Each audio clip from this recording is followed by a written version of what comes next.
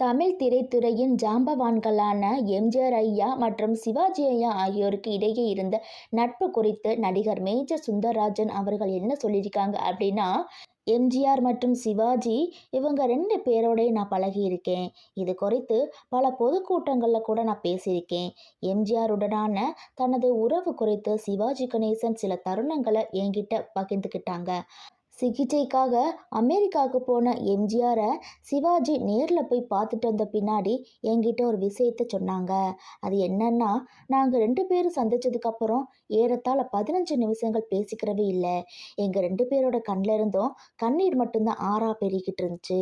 அதுக்கு பின்னாடி தான் 2 பேரும் பேச தொடங்கினோம். நாங்கள் 2 பேரும் பேசிக்கிட்டு இருந்த விஷயங்களை யார்கிட்டையுமே சொல்ல முடியாது அப்படின்னு சிவாஜி சொன்னாங்க.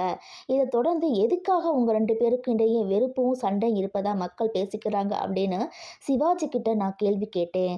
இதை கேட்ட சிவாஜி அவர்கள், சின்ன வயசில் சென்னைக்கு வந்து நாடகத்தில் நான் நடிச்சுக்கிட்டு இருந்தேன். அப்போ நான் சாப்பிட்ட இடமே எம்ஜிஆர் அவர்களோட வீடு தான்.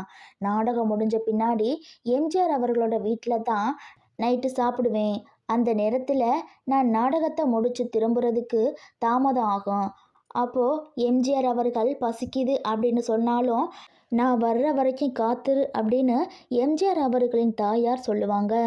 அதுக்கப்புறம் நான் எம்ஜிஆர் அவர்களின் வீட்டுக்கு வந்த பின்னாடி எனக்கு சாப்பாடு பரிமாறின பின்னாடி தான் எம்ஜிஆர் அவர்களுக்கு சாப்பாடு பரிமாறுவாங்க அப்படின்னு சிவாஜி கணேசன் அவர்கள் சொன்னதா பழம்பெரும் நடிகர் மேஜர் சுந்தரராஜன் அவர்கள் தெரிவிச்சிருக்காங்க. உச்ச நட்சத்திரங்களா சினிமாவில் இருந்த 2 பேருக்கும் இடையே தொழிலில் போட்டி இருந்தாலும் அவங்க 2 பேருக்கும் இடையே இருந்த நட்பு எப்படி உருவானது, அதை இறுதி வரைக்கும் எப்படி சரியாக பார்த்துக்கிட்டாங்க அப்படிங்கிறத இந்த சம்பவங்கள் மூலமாக ரசிகர்கள் நாம் புரிஞ்சுக்கலாம்.